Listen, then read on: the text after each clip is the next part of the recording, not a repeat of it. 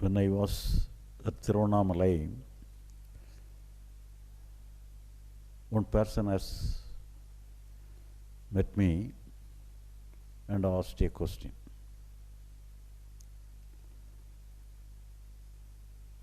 He rather interviewed me, what you are doing in the spiritual world, what is your way of teaching. He interviewed like me. Normally, the spiritual people will come and meet me for their clarification, but he conducted an interview like this. And I asked him, what is your purpose of this interview? Why you are interviewing me instead of asking spiritual questions? And he told me, I am an atheist. I have no faith upon God or anything. Basically I am an atheist. So I have the habit of interview whoever comes to Tiruvannamalai with regarding to the spiritual world, whoever teaching anything in the spiritual things, I used to interview them. And I asked him, what kind of interview you have had already with other masters, and what are the answers you got?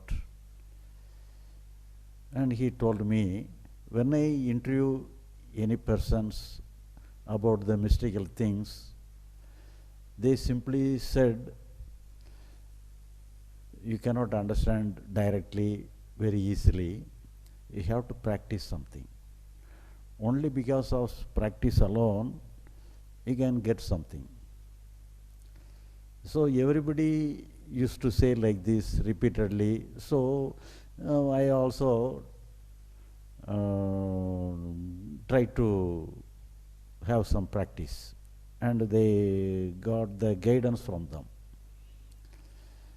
And they give me some mantra japa and other things, some meditational practices.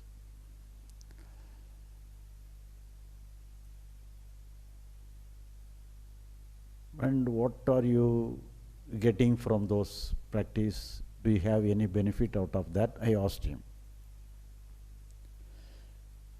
And when I having the mantra japa and meditation, naturally I got some benefit out of that. Previously, I do not have any faith upon God, deities, Siddha, and anybody, and I don't have any belief. But after doing some practices like this, I myself got the vision of some deities, vision of some Siddha, and vision of some angel, some strange sound, strange light. So many things I got. So thou, as you have practiced something and you have got benefited, now what do you want to ask me anything more out of that? And I asked him. And his question is that, before I have no idea about God, I am atheist, and I do not believe God himself, do not believe Siddhas, do not believe deities, angels, everybody. Now I know they are alive. They are there. By my own eyes, I have seen them. But my question now is that, what they are doing? They are there. But what they are doing? Here in this world, there are many problems. Why they are not involved, interfere with the problem of the world and settled everything? Why they are keeping mum? Is it not good if we, for example, if you are sitting here, some child is going on and it is fallen down, immediately we run and take the child, we lift the child. As a human being will do like this. But the God is known as the God, deities, angels, everything is said to be omnipresent, omnipowerful, many power they are having. Why they are interfere? Why don't they interfere with us? Why they should not help with us? What they are doing? He asked the question like this.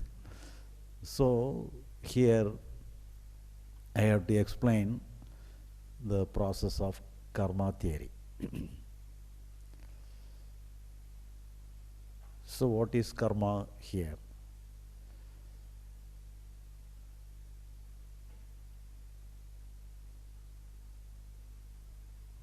And in the scriptures it is said, but in the karma theory it is not my personal idea, personal concept. I have to rely upon the scriptures. I have no direct idea, direct vision upon the karma theory. I have to rely only upon the scriptures, what the scriptures say. But according to the scriptures, some statements are there, and my idea connecting with the ideas, I may also say something. So that all it is possible. And somebody has, when I talk the karma topic in some other instances, one of the audience asked me, your karma theory is different. The karma theory of Vedatri Maharishi is different. Which theory I have to follow? She asked me. So my karma theory is my story. It is not.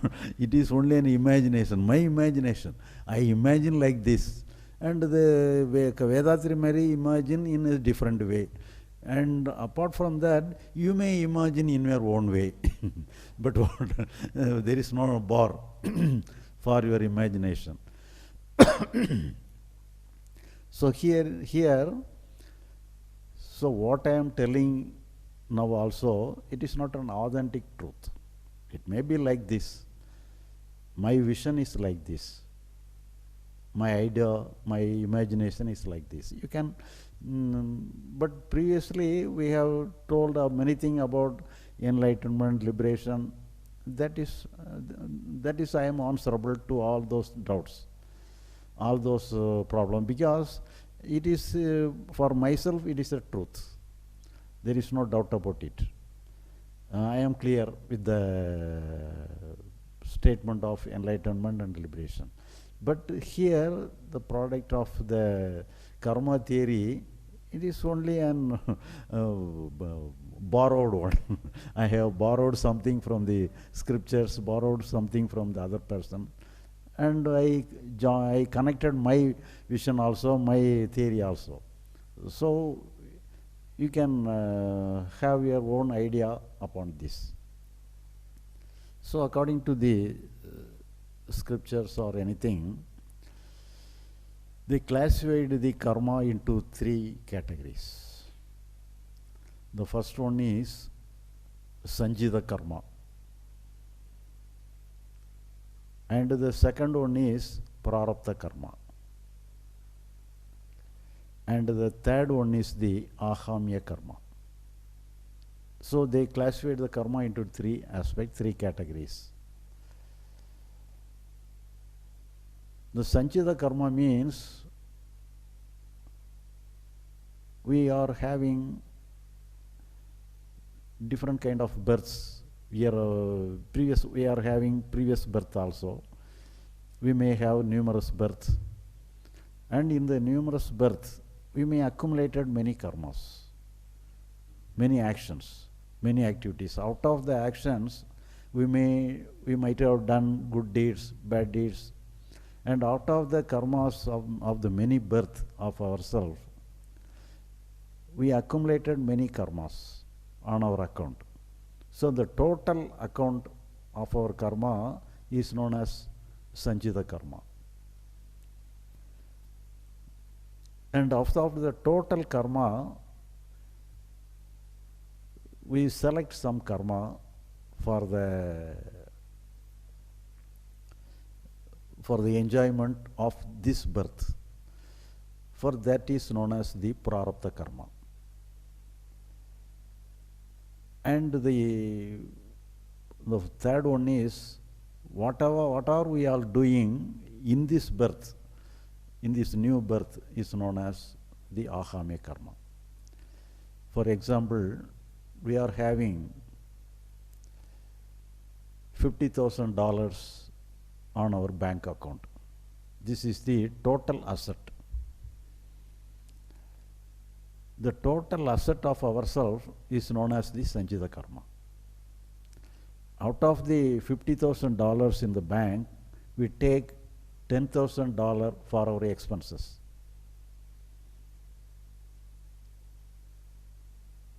So the expenses, the $10,000 for our expenses we are taking is known as the prarabdha karma.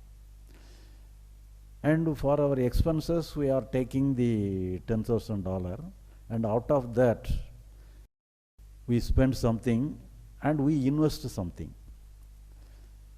From the new investment we are having some other income also. The new income is known as the ahame karma. So from the past total karma in the sanchita karma, we take something for this life, that is known as the prarabdha karma, and by enjoying the prarabdha karma we are doing some new karma also. This new karma is known as the ahame karma. So here, why we are giving importance to the karma? There is that many persons may have some idea about the karma, the prarabdha karma. For that they are going for some pariharathuku enna solradhu, what is remedy. Remedy is only where some divine remedy. So try to have some divine remedy for to get away from the bad aspect of the prarabdha karma.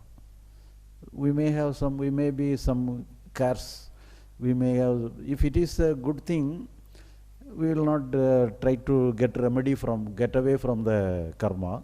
But if it is some bad karma upon us, we may, according to the bad karma, we may have some illness, some difficulties in our day-to-day life. We want to be free from those karma. So we, for that, some special puja, special some rituals to set right the bad karmas. But is it possible to set away from our karma? For example, we are committed a crime and we are bring forth before a judicial officer for inquiry, and we offer something to the judge. I will give you some of my property, please let me go away from the punishment. And the judge itself, okay, you give me some amount and I will let you free. So the terms, is it good? Is it right? So what is the difference between this offer and the offering, get away from my karma, please let me free from my karma, and I offer something to you in against for my release from the karma? Is there any difference between the two? Both are same.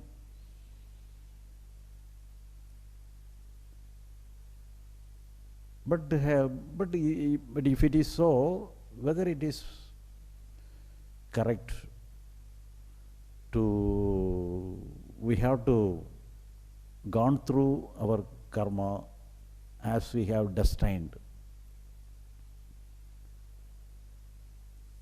And one another instance we can ask, For example, if you are destined to endure, destined to gone through some bad karma and bad result out of our karma, we have to go through some offerings and rituals to get away from those things. But instead of that, we are destined to gone through good fortune. Will we try to escape from that? We'll go to the temple to save me from the good fortune. We'll pray for that. Nobody will go there. We may instead pray, why don't you advance the fortune somewhat earlier? We may pray like that. Nobody will go to the prayer to cancel the good fortune. But you may go to some astrologer or anything. You will find these are the problems in your life. These are the good fortune in your life, and thereby you are making the prayer on those prediction of the astrology. So astrologically, you will have only good fortune. Bad thing. But even though you are not prayed anything not to happen like this, you want the benefits in advance. Your prayer is to have the benefits in advance. But instead of that, in spite of your all expectation, in spite of all the prediction in your astrology, the good fortune has not happened. Why? It is failed. According to the horoscope or any predictions, you are benefited. Your benefits are waiting, but it is not happening. Why it is not happening? You are destined to have the benefit, but it has not happened. Why it is delayed?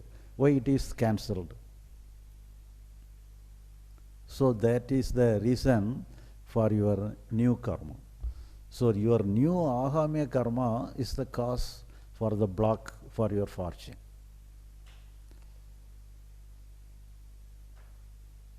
So as the new karma has the capacity to block the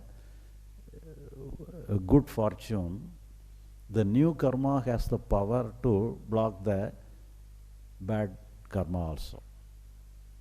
Because it has the power. So if you do good, it will affect your bad karma.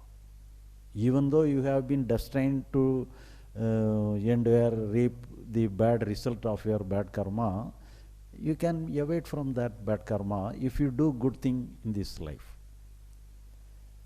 If you do bad things in this life, it will affect the good fortune of yourself. In the same way, if you do good karma, the bad karma upon your head will be affected and it will be cancelled.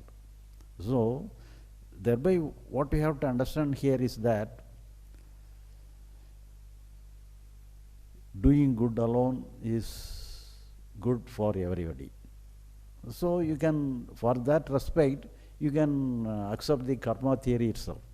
So it encourage the doing of good thing.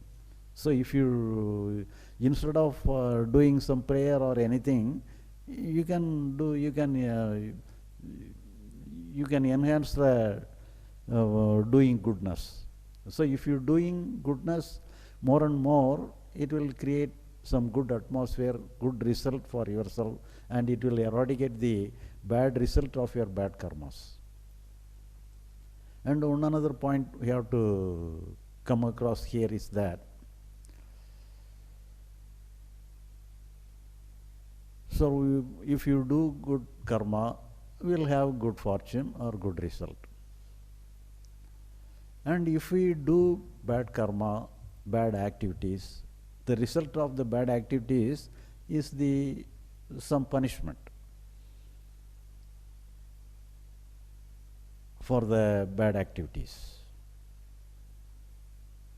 So punishment means, for example, if anybody stolen our property,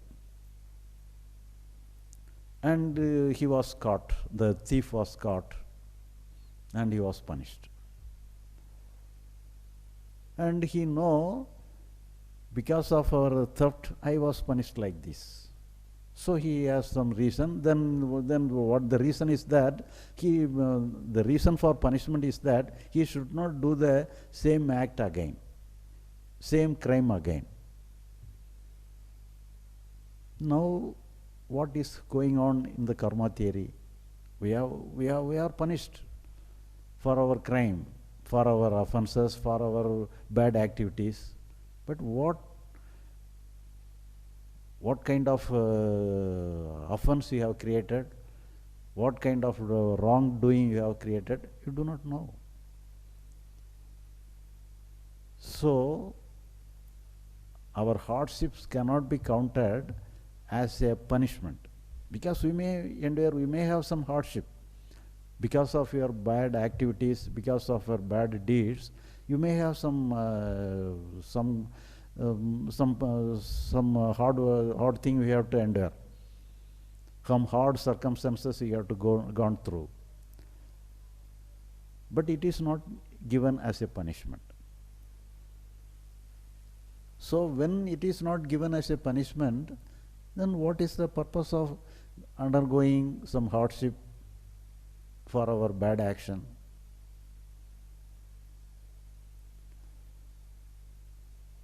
So here we have to think on another aspect. We are having many saints, many masters. Is there any master whose past life is only enjoyable character, gone through all bliss alone, all good fortune alone? Only because of going through the hardship of the life alone, he can be an enlightened one. He can understand something. So all our hardship are given only to set our way. If you are given a good thing alone, if you are presented with good thing alone, good fortune alone, nobody will be right. So it is a action of setting you right.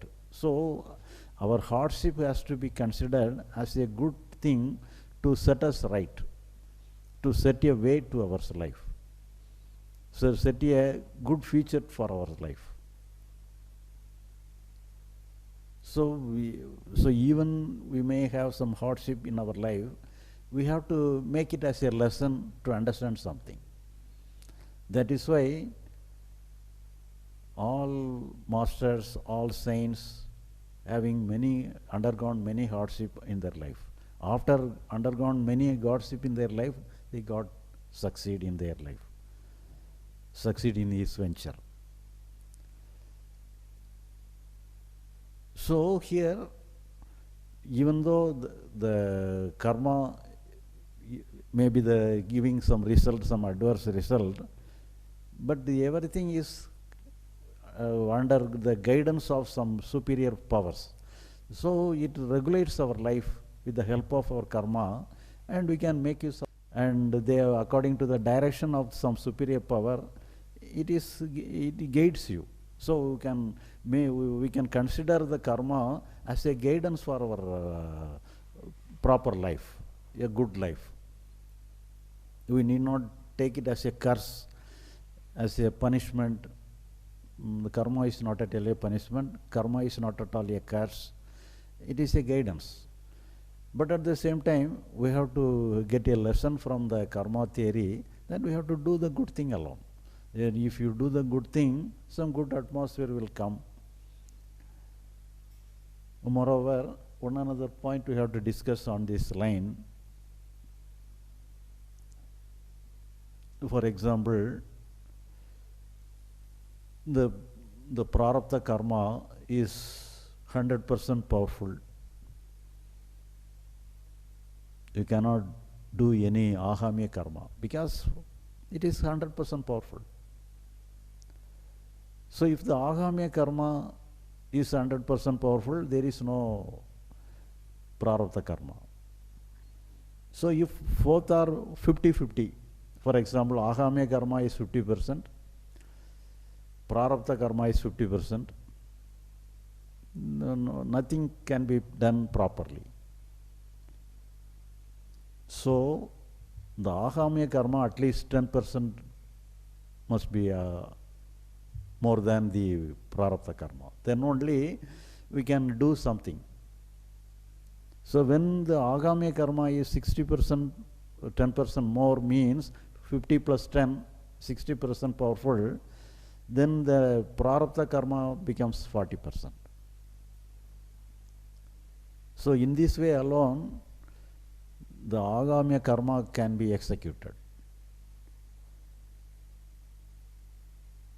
So the agami karma is more powerful than the prarabdha karma. So the agami karma is in your hand. It is not in the hands of prarabdha karma, maybe in the hands of God or any deities, but agami karma is in our hand. So we are more powerful than the destiny or prarabdha karma. And we can do, if you do the good, if you think good and do good, goodness alone will come. All prarabdha karma will be under our control. And we need not worry about our karma. And we can take the entire thing into our hand.